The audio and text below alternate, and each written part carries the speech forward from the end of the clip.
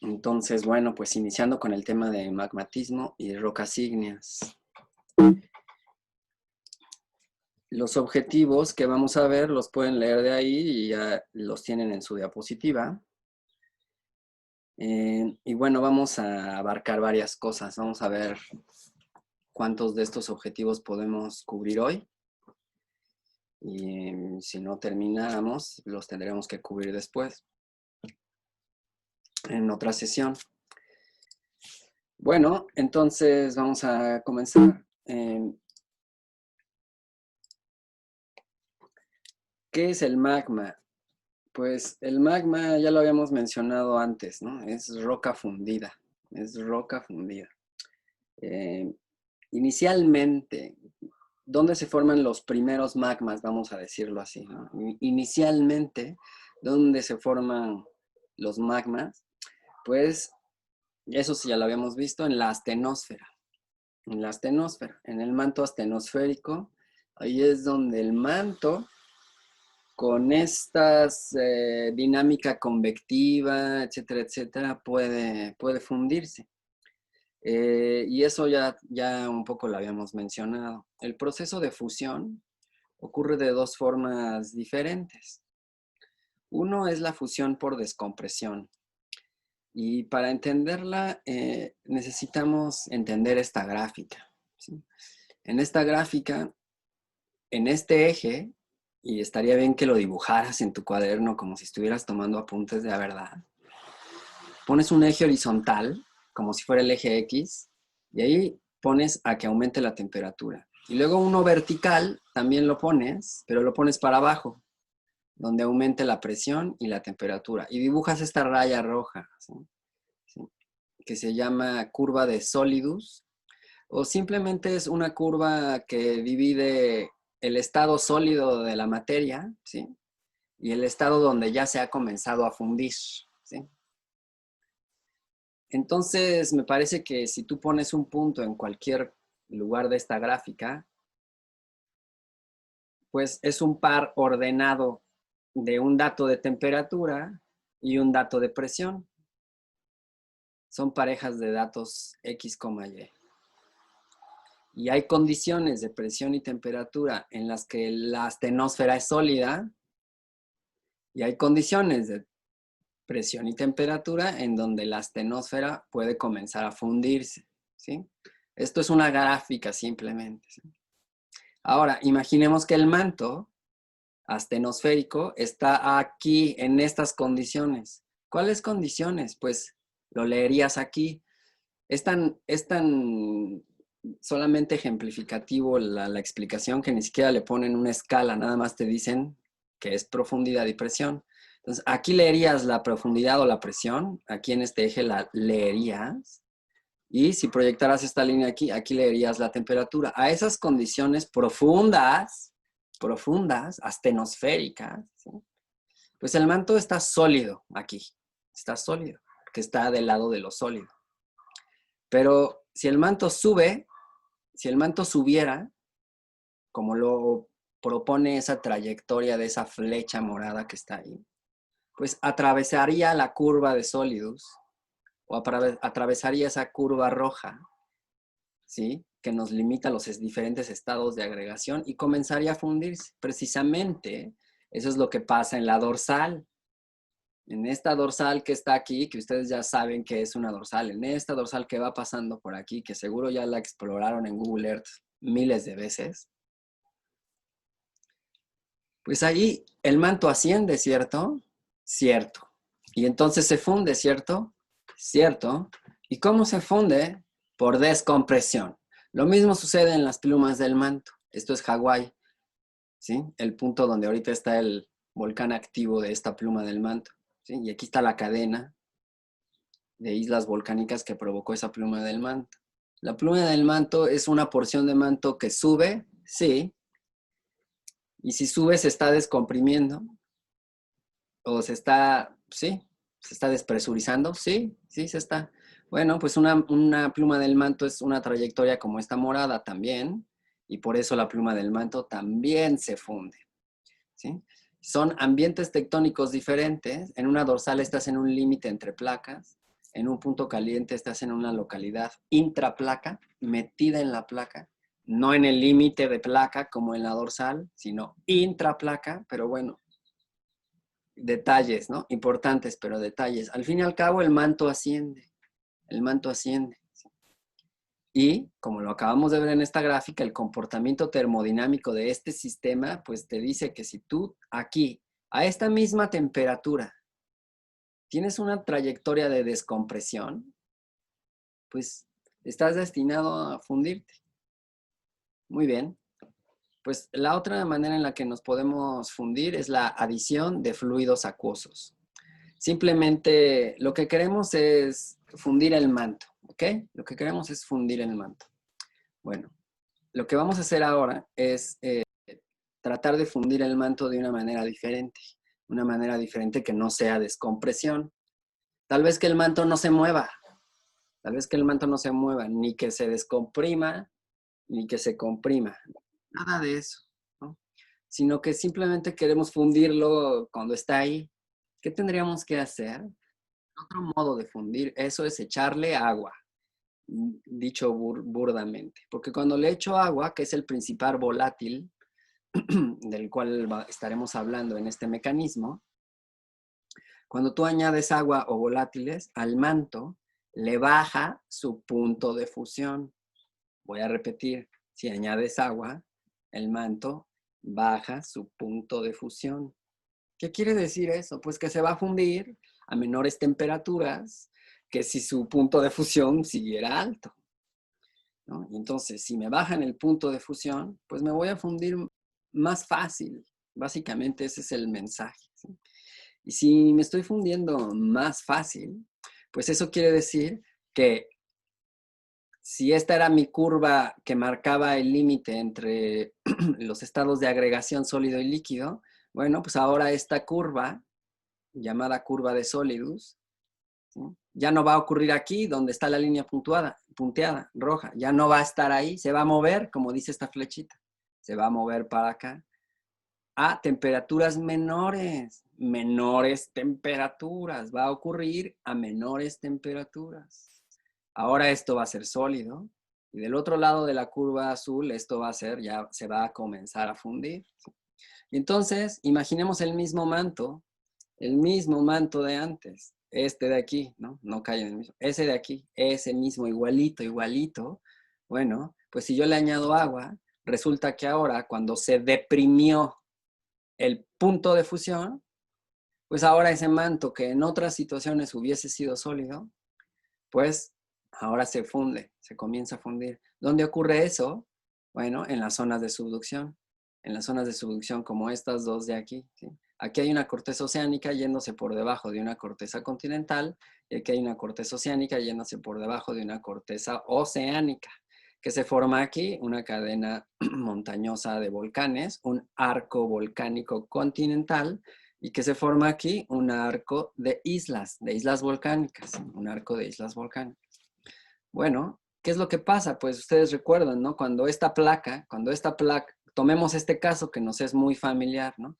Porque esta trinchera va por aquí, va por aquí, va por aquí, sigue un poco por ahí, míranla aquí y luego se sigue para acá donde ya es nuestro territorio, ¿no? Entonces es un ambiente que lo tenemos muy presente. Además, vemos el Popocatépetl y el Iztaccíhuatl o cualquier otro estratovolcán en nuestro país, pues lo vemos con cierta regularidad o, en fin. Aquí estamos en Sudamérica, pero esta placa se está yendo por debajo de esta placa, ¿sí? Por eso aquí está la trinchera. Esta placa de aquí, pues está hidratada, tiene minerales hidratados, lleva agua en muchas maneras. No es el agua líquida de mar ahí que se va por ahí, sino el sedimento que cae en el mar, cae ahí en la placa, ¿no? Hasta abajo, al fondo del mar, y es transportado hasta acá. También esta corteza oceánica interactúa con muchos fluidos en su camino desde la dorsal para acá, de tal forma que cuando se va para abajo es como meterla al horno, ¿sí? Es como meter una, yo qué sé, ¿qué podemos pensar? Es como meter una tabla mojada al horno, ¿no? Entonces, esta cosa de aquí, cuando la metemos al horno, que es el interior de la Tierra, allí en el manto, pues se deshidrata, libera todos estos volátiles, le baja el punto de fusión a la cuña del manto y se funde, ¿no? Esos mantos después, esos magmas después forman estos volcanes de aquí. Entonces, a reserva de que esto ya lo hayamos tratado, es importante que ustedes conozcan cómo se funde el manto. Es importante que manejen esta información. La retomarán en Petroignia. Y una vez que sabemos cómo se forma cómo se forma el magma, cómo se funde el manto, bueno, vamos a ver cuáles son los componentes de este magma. ¿Qué es el magma? Ya con más a detalle, ¿ok? Ahora vamos a definir magma más a detalle, ¿ok? El magma no es realmente puro líquido, o sea, el magma realmente, a lo que se llama magma de manera estricta, ¿sí? Es una mezcla de fases sólidas, fases líquidas y fases gaseosas, realmente. Entonces, analicemos eso un poco, ¿no? Revisémoslo. El magma presenta 3 componentes: líquido, sólido y volátil.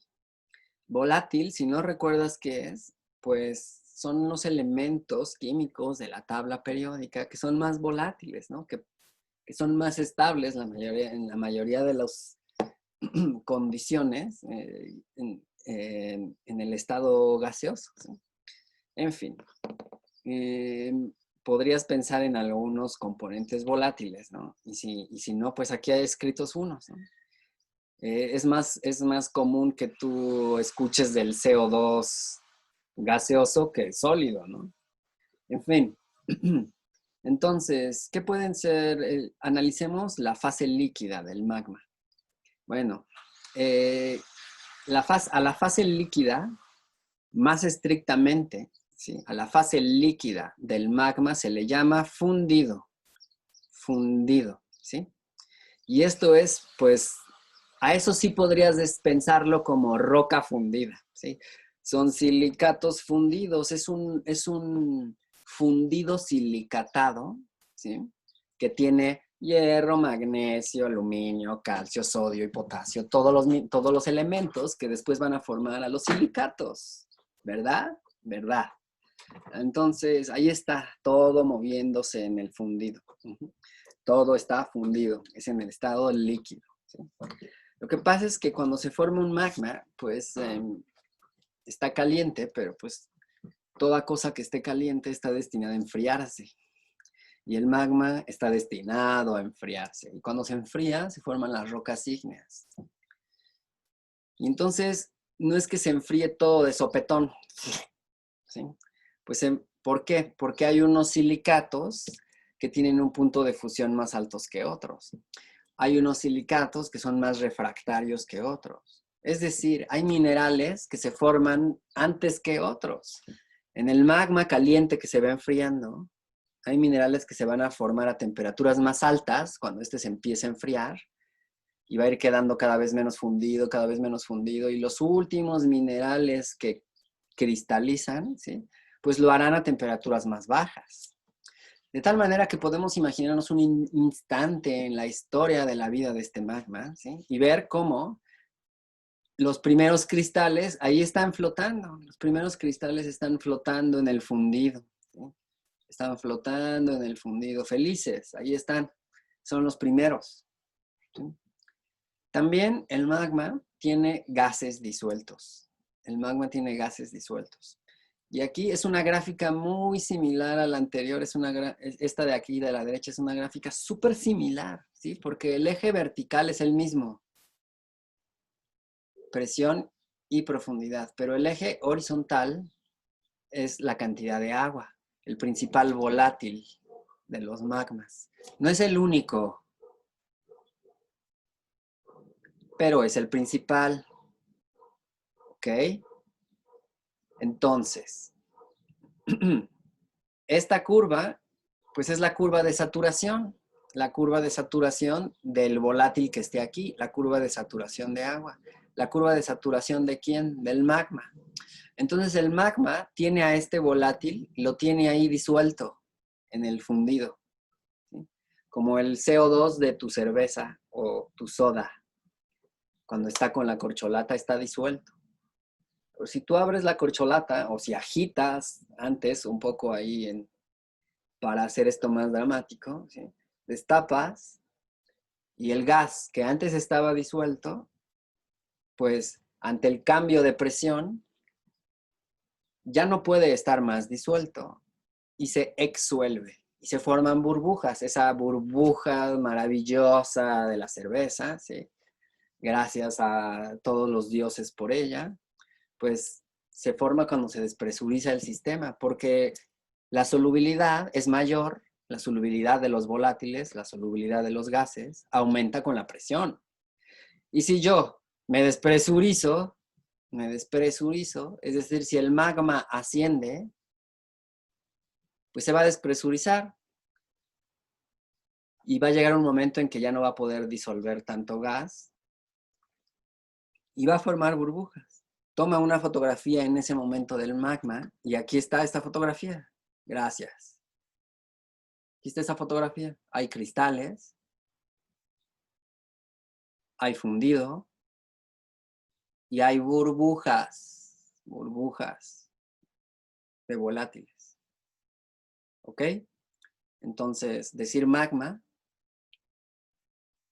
de manera profunda, seria, muy, muy estricta, es hablar realmente de tres fases que están coexistiendo. Es algo dinámico, ¿no? En como que hay un momento en que el magma, mientras esté abajo de la curva de saturación, pues no tiene volátiles. Y entonces, en ese momento, estas burbujas no estarán. Y tú me dirás, oiga, profe, ¿y en ese momento no es magma? O sea, sí, sí es magma. Claro que sí, ¿no? Pero bueno, hay que verlo con un poco de filosofía, si se me permite la frase, y si no, pues así. El magma son tres fases que están ahí, líquido, sólido y gaseoso, ¿ok? Ok. Eh,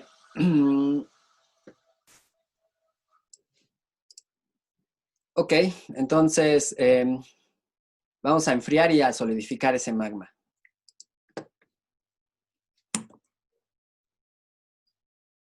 Para formar rocas ígneas. Lo que tenemos que pensar es dónde se enfría ese magma. Se enfría allá abajo, en el subsuelo, donde se formó inicialmente. ¿Sí? Esa sería una opción. O se enfría afuera, en la superficie terrestre. ¿Sí? Hemos hablado mucho de este ascenso del magma, ¿no? Bueno, no sé si mucho, pero el magma, al ser creado, es líquido con otros sólidos y con otros gases, ¿sí? Pero es mayormente, pues, es fluido, con algunos sólidos ahí flotando, pero es muy fluido, ¿no? Y eso quiere decir que es menos denso que las rocas que lo circundan. Finalmente, si te imaginas como una burbuja de magma ahí ascendiendo, como un glóbulo, pues de momento está bien. Y a ese glóbulo que lo rodea, pues lo demás que es sólido, ¿no? El manto sólido que está alrededor. Entonces, ese cuerpo líquido, principalmente líquido, o ese magma, vamos a decir magma, ese magma es menos denso que la roca encajonante y está destinado a subir, porque es menos denso, ¿ok? Y entonces, si está destinado a subir, es posible que llegue a la superficie.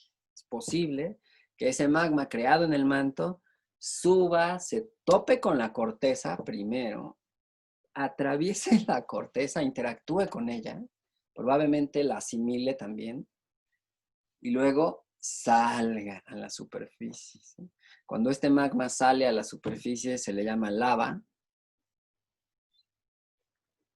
Y entonces, lo que te pido, no tienes, lo que te pido que te imagines, pues es todo este sistema, desde que se forma el magma allá abajo, va caminando, se va haciendo paso por el manto y corteza y puede salir a la superficie a través de un volcán. En cualquier punto de todo ese recorrido, en cualquiera, se puede solidificar todo y se formará una roca ígnea. Entonces, todas las rocas ígneas que se formen en el subsuelo se llaman rocas ígneas intrusivas. Y todas las rocas ígneas que se formen cuando se enfría la lava en la superficie de la Tierra se llaman rocas ígneas extrusivas. Escríbelo para que no haya problema. Rocas intrusivas. Se forman por el enfriamiento del magma adentro de la corteza terrestre. ¿Sí? Adentro de la Tierra, en el interior de la Tierra, apúntalo así, pero sí. Y entonces, bueno, ¿de cuáles rocas? En el dibujito, en lo fácil, pues ves algo aquí. Aquí es como esta, si empiezas a traducir y a practicar tu inglés, pues está esta cámara magmática. Está esta cámara magmática que es un cuerpo grande donde se acumula el magma, ¿no? Por debajo de un volcán, ¿ok? De ahí, de la cámara magmática, pueden salir varios conductos que ya no son tan grandes como la cámara magmática en sí, ¿sí? Ya son tuberías, ¿no? Por decirlo de alguna manera, que van pasando por fracturas que hay también en las rocas, ¿no? Y todo lo que se enfría abajo de la superficie terrestre son las rocas intrusivas, ¿sí? Y aquí nos ponen una foto, nos ponen una foto. Aquí hasta le ponen el cuadrito aquí a una de estas tuberías, ¿no? A una de estas fracturas que se rellenaron con magma, allá abajo. Cuando lo ves en el campo, quiere decir que ya todo esto se erosionó y tú vas caminando aquí por el cerro, viendo las plantitas, y encuentras estas rocas cortadas por una roca ígnea, ¿sí? Esas son las rocas ígneas intrusivas. A esto se llama dique, esta estructura así discordante que corta, se llama dique, ¿ok? Con D de dedo, dique, y es una roca intrusiva. Es una roca plutónica, también se le llama a las rocas intrusivas. Eh, bueno, más bien ahorita vamos a decir cómo se dividen las rocas intrusivas. Se pueden subdividir a su vez en estas dos. Las rocas plutónicas se forman a grandes profundidades, hasta 10 kilómetros de profundidad. ¿Ok? Haz la nota, así yo te estoy guiando. Rocas intrusivas hasta 10 kilómetros de profundidad, les puedes decir plutónicas. Pero cuando las rocas intrusivas se enfriaron en los primeros 2 kilómetros de la corteza, ¿sí? O sea, bastante arriba, se llaman hipabisales. ¿Ok? Así nada más. Rocas intrusivas, plutónicas e hipabisales.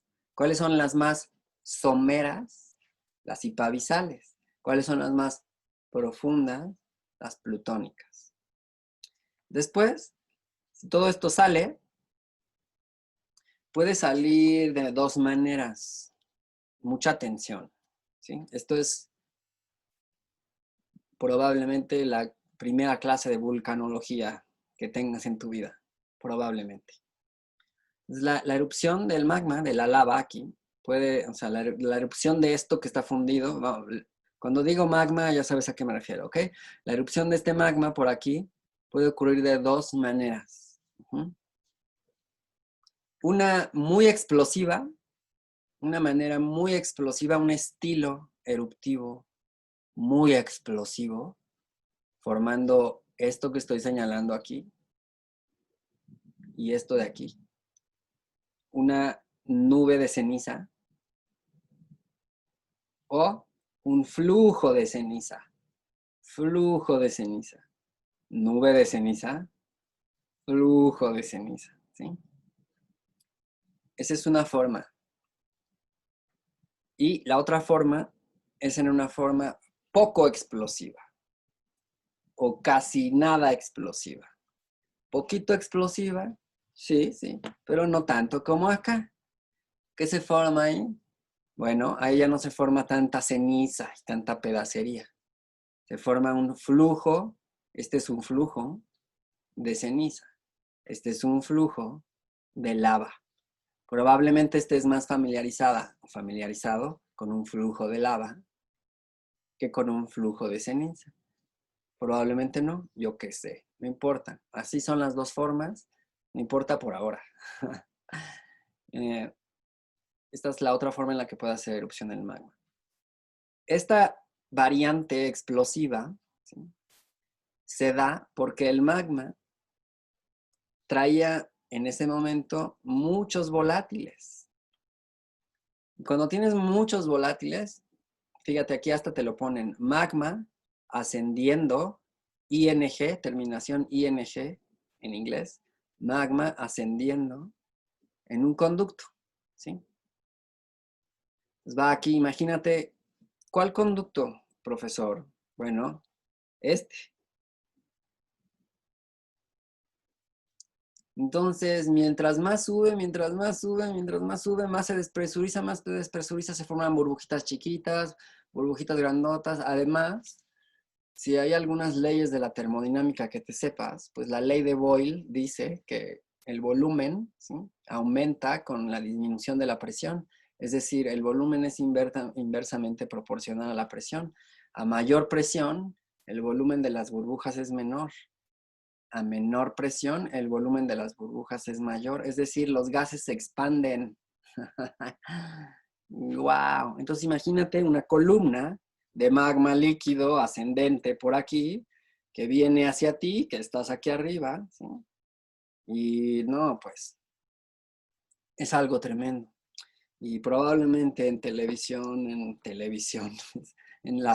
la pantalla a la que estés más acostumbrada a ver por horas y horas, ahí seguramente has visto una erupción volcánica, ¿no? Entonces, cuando son explosivas pueden ser bastante violentas y lo que te tienes que imaginar son estas burbujas expandiéndose bajo tus pies, ¿sí? Lo que provoca que el magma se fragmente mucho, pues sí, una explosión, ¿no? Entonces, es una salpicadera, se salpica, vamos a utilizar esa palabra. El magma que antes era líquido, la lava ahí, ¡pum!, se salpica por todos lados porque explotan estas burbujas, ¿sí?, cuando llegan a la superficie y todo se salpica por todos lados. Y entonces lo que te tienes que imaginar, te pido, más bien no tienes, te pido que te imagines, son todos estos pedacitos de magma que se hacen ceniza, ¿ok? No solo es ceniza, hay unos fragmentos más grandes que la ceniza, que se llaman líticos, bombas. Hablaremos de ellos en otro capítulo. Estas se llaman las rocas piroclásticas, pero bueno, creo que entendimos que se fragmenta mucho el magma, se forma la ceniza y se forman flujos de ceniza y nubes de ceniza, pero sí no traía tantos gases este magma, no se forman tantas burbujas y la erupción no es tan explosiva, de hecho se llama erupción efusiva y pues se forma un flujo de lava, ¿no? En la foto de aquí está bonita porque, bueno, a mí me parece interesante en todo caso. Está la carretera, se ve un afloramiento como el que visitaremos alguna vez en una práctica. Y aquí hay una cosa abajo y hay otra cosa arriba. Ajá. Aquí dice capas piroclásticas, que son las capas formadas por una erupción de este tipo. Y aquí dice flujo de lava, que es una erupción no explosiva. Entonces aquí, al estar frente a este afloramiento, los geocientíficos ya pueden empezar a contar su primera historia, ¿no? Mira, aquí cerca había un volcán que primero hizo una erupción muy explosiva y después hizo una erupción no tan explosiva. Los dos productos de estas erupciones cayeron uno encima del otro. La pregunta de un alumno o alumna inquisitivo sería, ¿y por qué primero esta y luego esta? Y el profesor diría, bueno, ustedes díganme.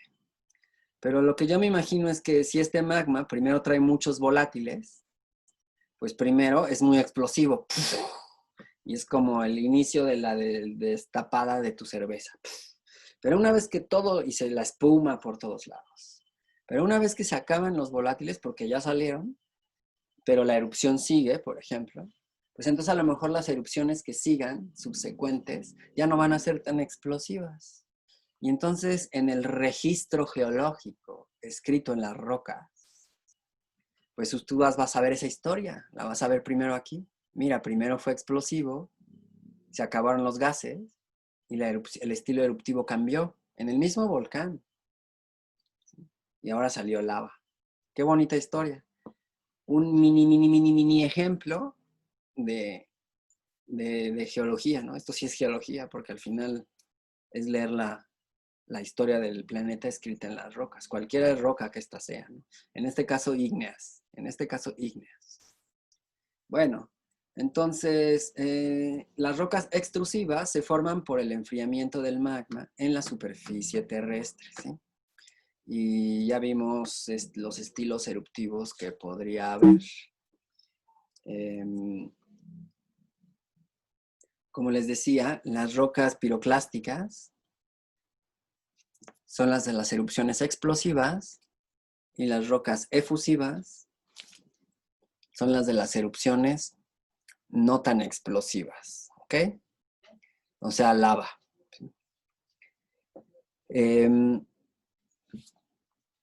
Intrusivas, plutónicas e hipabisales.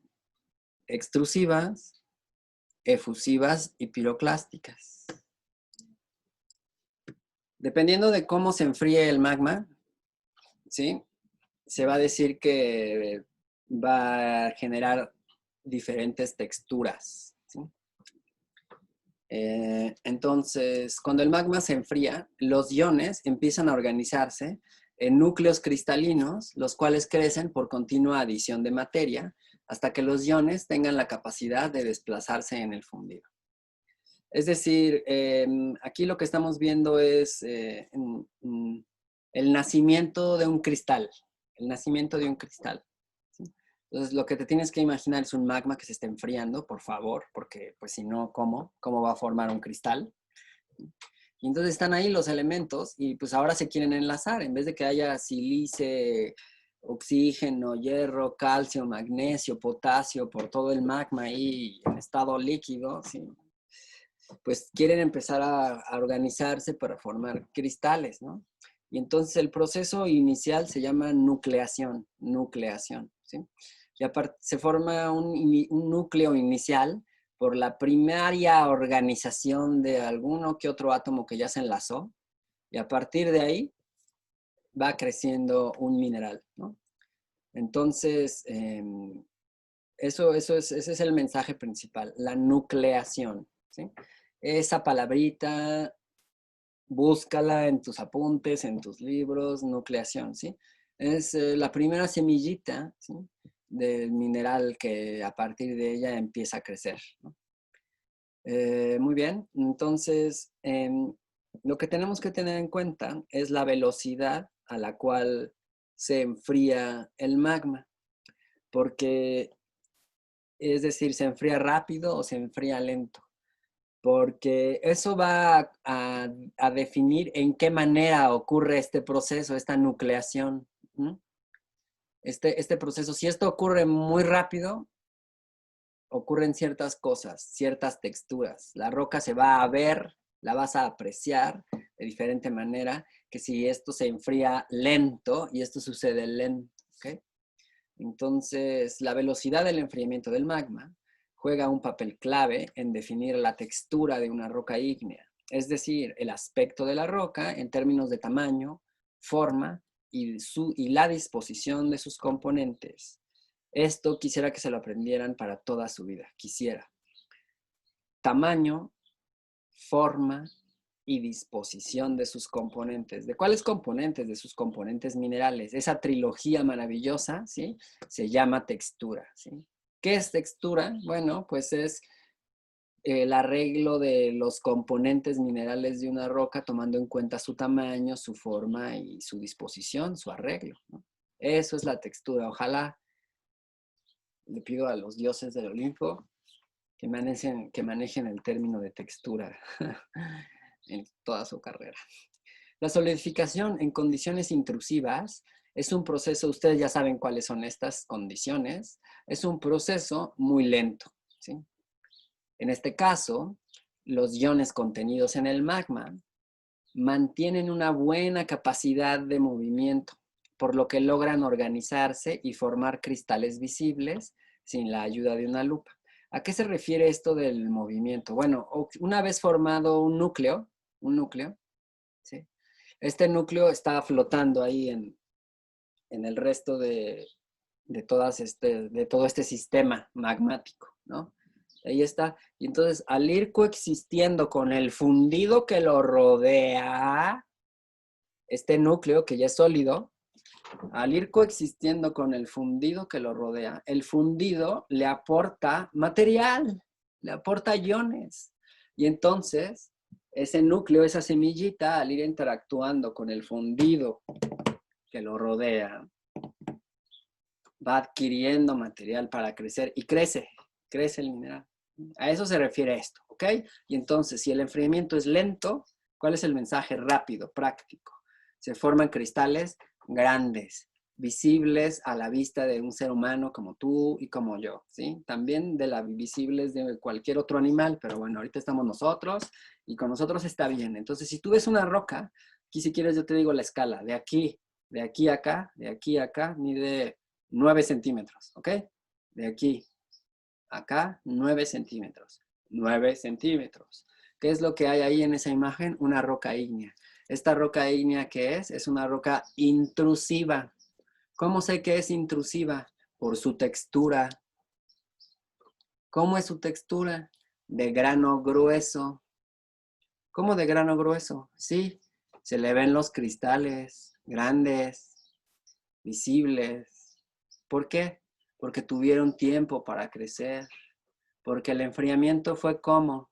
Fue lento. Lo voy a decir otra vez. De aquí a acá hay 9 centímetros. Esto es una roca ígnea. Es una roca ígnea intrusiva. Nadie me dijo que era intrusiva. ¿Cómo lo sé? Por su textura. ¿Cómo es su textura? De grano grueso. ¿Cómo de grano grueso? Pues es que se ven los cristales porque son grandes. ¿Y por qué son grandes? Ah, pues porque muy seguramente esta roca se enfrió lento. ¿Eso qué quiere decir? Pues que se enfrió allá abajo,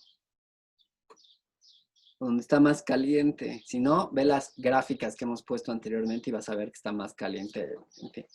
Entonces, pues ok, ahí está una textura típica de rocas ígneas intrusivas. ¿Cómo se llama esta textura de grano grueso? ¿Alguien la puede leer, por favor? Aquí está. Textura fanerítica. Bueno, ahora apréndetela para toda tu vida, ¿sí? Cristales aproximadamente del mismo tamaño que confieren a la roca un aspecto granular. Muchas gracias. Las rocas hipabisales. ¿Cuáles son las rocas hipabisales? Las que son más cercanas al exterior de la Tierra, o sea, que tienen una distancia de profundidad menor a 2 kilómetros. Exacto. Bueno, esas rocas, aquí, de aquí a acá hay 10 centímetros, ¿ok? 9 centímetros, la misma escala de acá. Esta roca es una roca ígnea, intrusiva, hipabisal. Esta sí es plutónica. ¿Cómo sé que es hipabisal? Pues lo que pasa es que aquí el tamaño, la granulometría de los cristales ya no es tan grueso como acá, ya no son cristales tan grandes, ¿sí? Se aprecia como si hubiese unos más grandes que otros.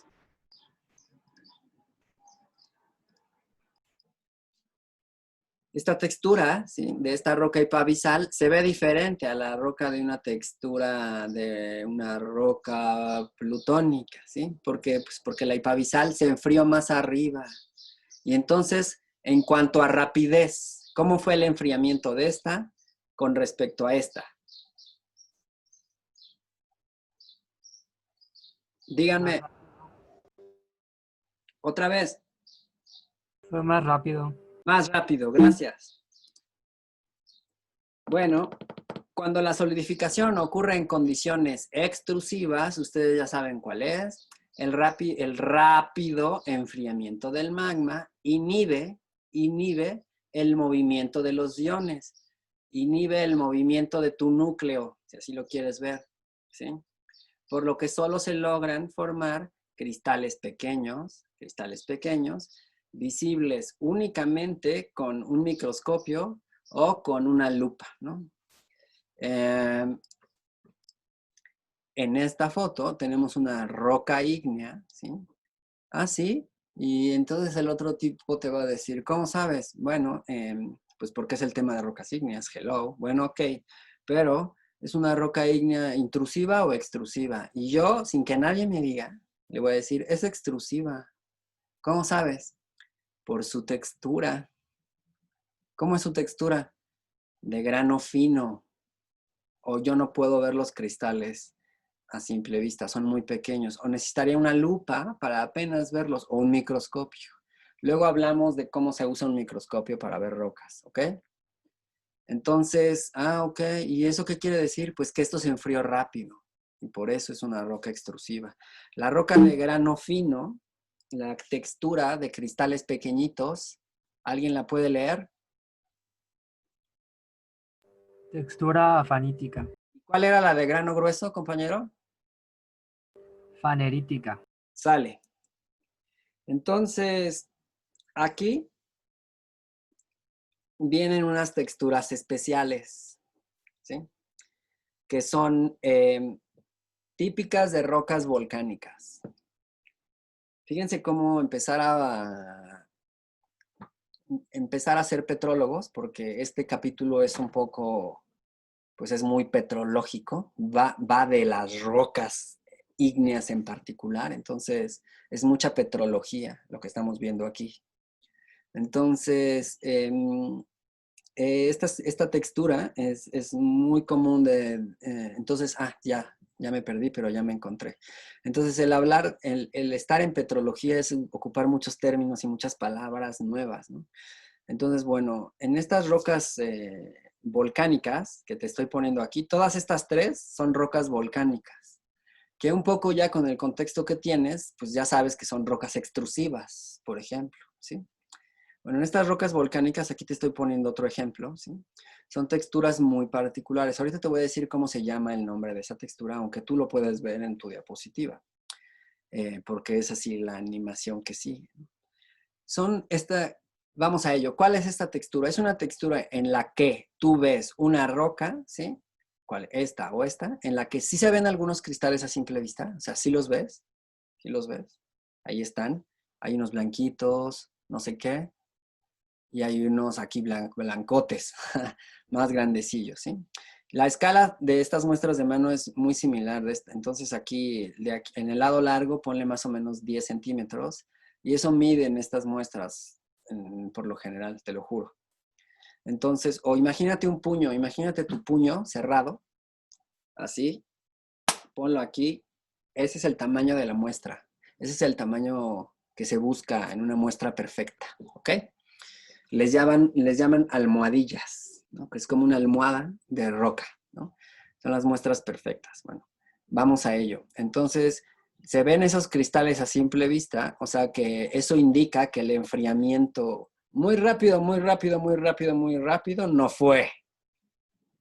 Porque los ves los cristales. Ahora, estos cristales visibles están embebidos, están flotando, están rodeados por una matriz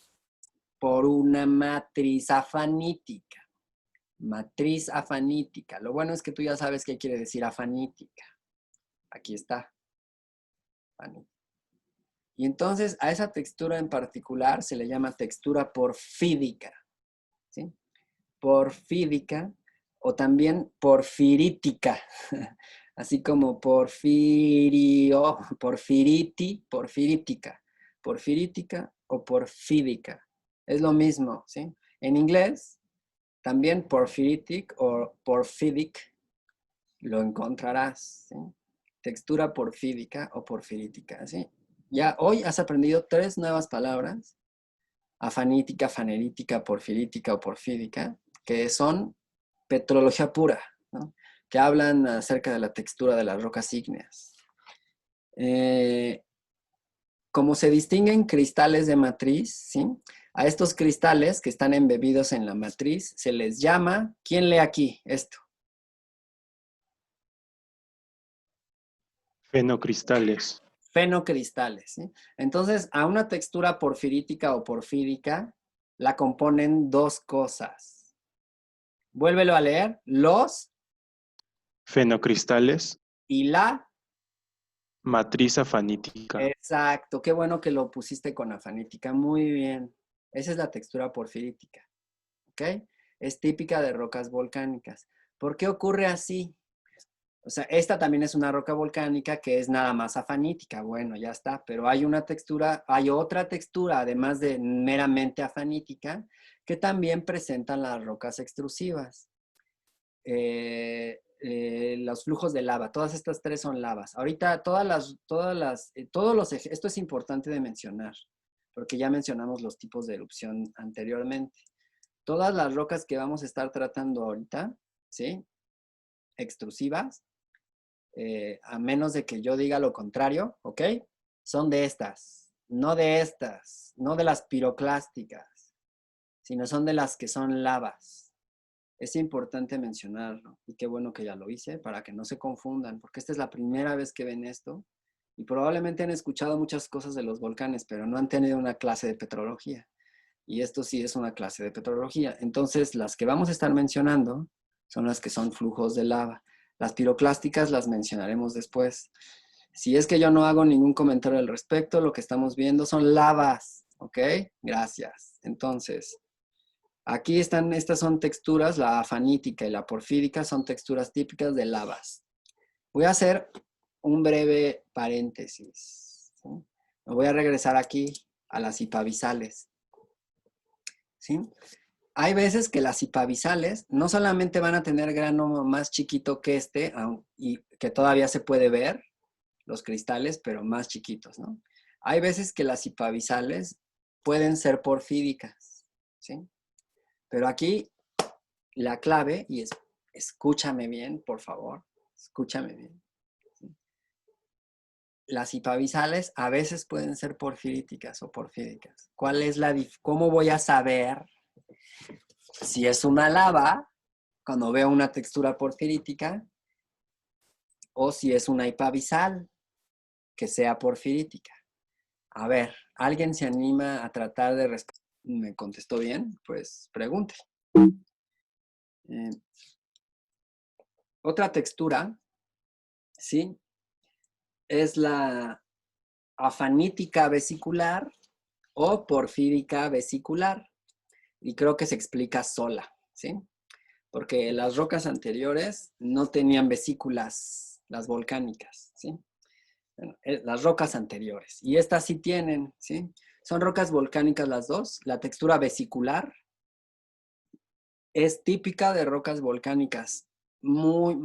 Súper típica, ¿sí? ¿A qué se debe? A que pues estás viendo las burbujas del magma, de la lava, perdón. Aquí sí ya está más estricto, ¿no? Estás viendo las burbujas de la lava ahí, petrificadas, digamos. Obviamente la burbuja, lo que tenía adentro la burbuja ya se escapó en la erupción volcánica, pero la lava quedó con sus burbujas. Sería como espuma petrificada. Me parece una buena palabra, una buena analogía. Aquí puedes ver la afanítica vesicular y en esta que es porfírica vesicular ves los fenocristales. Aquí hay unos fenocristales que de hecho son verdes. Qué linda roca. Rocas como esta y rocas como esta hay en el Pedregal de Ciudad Universitaria, ¿no? Ya se puede, un día vente a andar en bici a CEU y puedes tener una mini práctica de petrología ígnea y observar las rocas con cuidado. Es más, después vamos a hacer una encuesta a ver si alguien puede venir a CEU y una de esas nos vemos ahí y tenemos una práctica en CEU. Sería lindo, me lo imaginé la otra vez. Podríamos tener nuestras propias reglas de pandemia y así, pero aquí están estas dos texturas, ¿ok? Las vesículas son espacios vacíos de forma generalmente esférica producidos por las burbujas de gas que se escapan de la lava conforme ésta se solidifica. Apunte aquí, comentario, muy similar al anterior. Hay veces hay veces que las rocas hipabisales, hay ocasiones en que las rocas hipabisales presentan vesículas.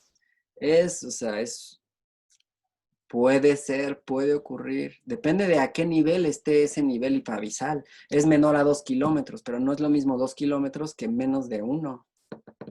¿Sí? Y hay veces que las rocas hipabisales pueden tener cierta vesiculación. Entonces, como se podrán dar cuenta, esto es de observación. ¿Sí? Esto es de...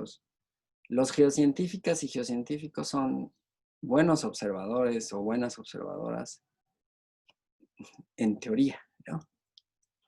Bueno, déjenme ver qué dice acá en el texto. No hay problema. Bueno, ahora tenemos otra textura. Esta textura se llama textura vítrea. Y la palabra obsidiana probablemente te viene a la mente cuando veas esto. Y estaría bien, está bien. Entonces esto es vidrio volcánico, es vidrio volcánico. Es una roca ígnea extrusiva, volcánica. Lo que pasa es que aquí fue tan rápido el enfriamiento, ahí te va, fue tan rápido el enfriamiento que no hubo nucleación, señoras y señores, no se dio la nucleación. Chao, nucleación. O la nucleación fue súper baja, o sea, nada, casi nada. Y entonces, pero la cosa se solidifica, porque pues ni modo que no se solidifique, ¿no? Ni modo de esperarte a que cristalices, nada más porque sí. No te vamos a esperar. Aquí la cosa ya se enfrió. Si te alcanzaste a nuclear, bien. Si no, también. Y cuando también sucede, ocurren las rocas vítreas.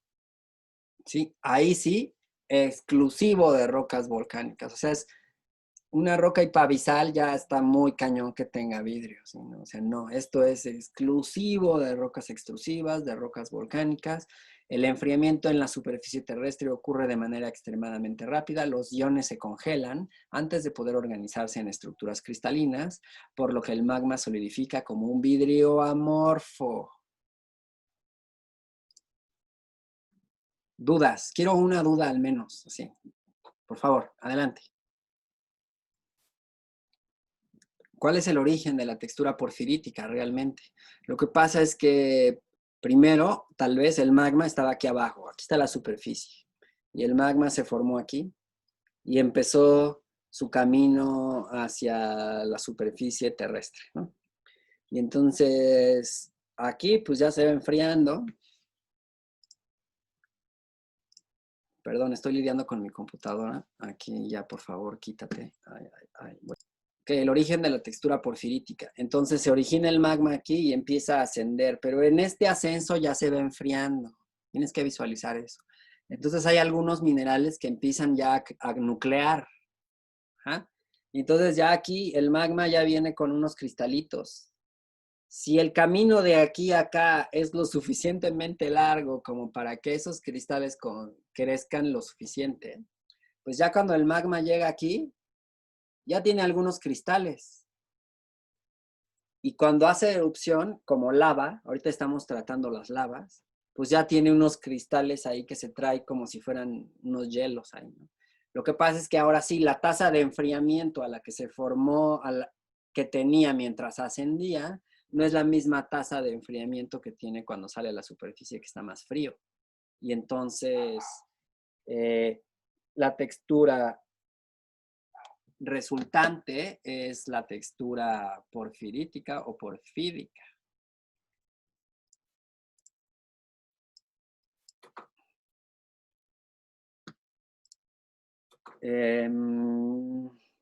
¿Sí me siguen escuchando? Sí, ¿verdad? Ay, ¿qué pasó aquí?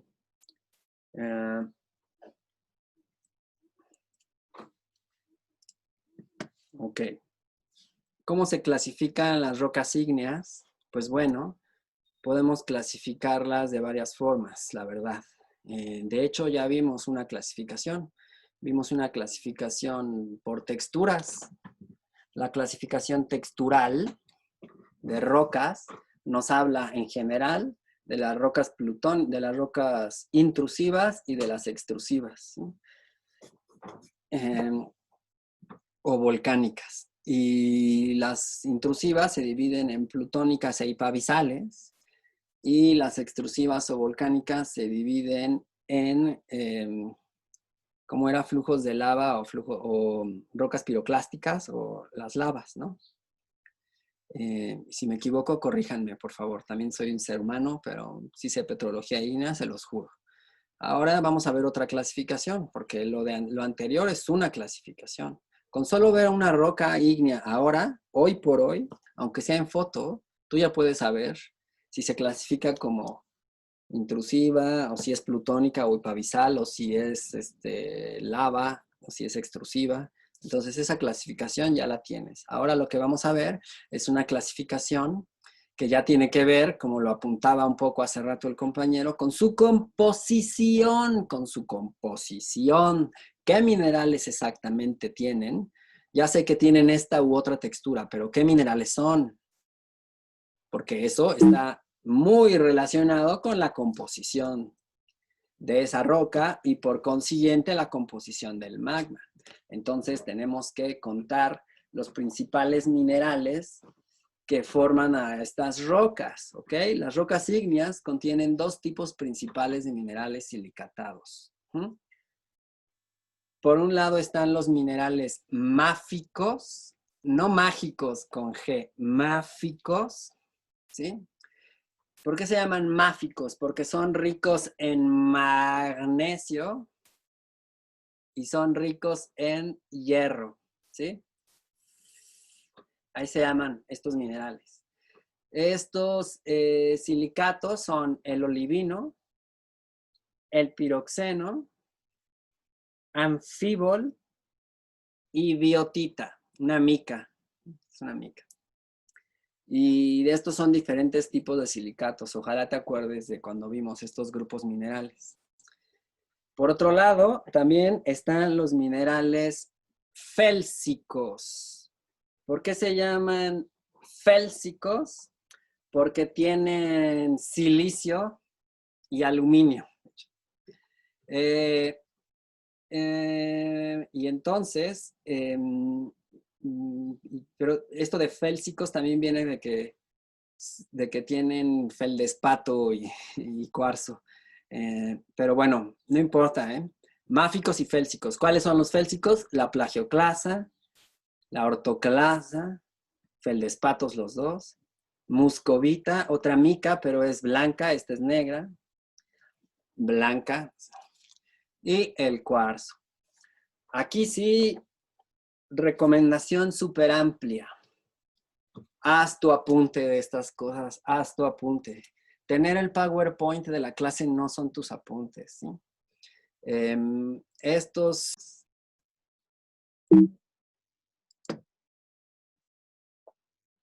Con base en la cantidad de minerales máficos, las rocas ígneas se dividen en ultramáficas, que tienen más del 90% de minerales máficos. En la roca que está ahí, es una roca plutónica fanerítica que se llama peridotita. Anótala. Esta roca tiene más del 90% de olivino. Y el olivino es un mineral máfico. Por lo tanto, esta roca es ultramáfica. Las rocas máficas, como el gabbro, que es intrusivo, o el basalto, que es efusivo, aquí nos pusieron ejemplos con la misma composición química. Luego hablamos más de eso. Estás hablando de que tienes entre 50 y 90% de minerales máficos. Es decir, entre 50 y 90 de esos. Cuando estás con esas rocas, tienes las rocas máficas. Con la misma lógica, tenemos las rocas intermedias, 30 a 50% de máficos. Esta roca intrusiva se llama diorita. La roca, digamos, extrusiva equivalente es la andesita. Y las rocas félsicas con menos del 30% de minerales máficos. Tenemos granodiorita, ejemplo intrusivo, dacita, extrusivo equivalente, y el granito intrusivo y la riolita, el extrusivo equivalente. Ahí está. Luego te digo por qué aquí no ponemos un ejemplo. Luego te explico eso.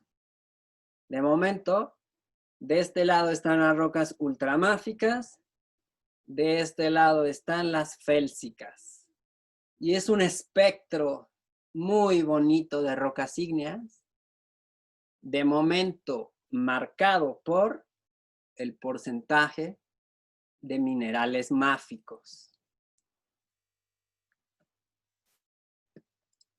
Preguntas.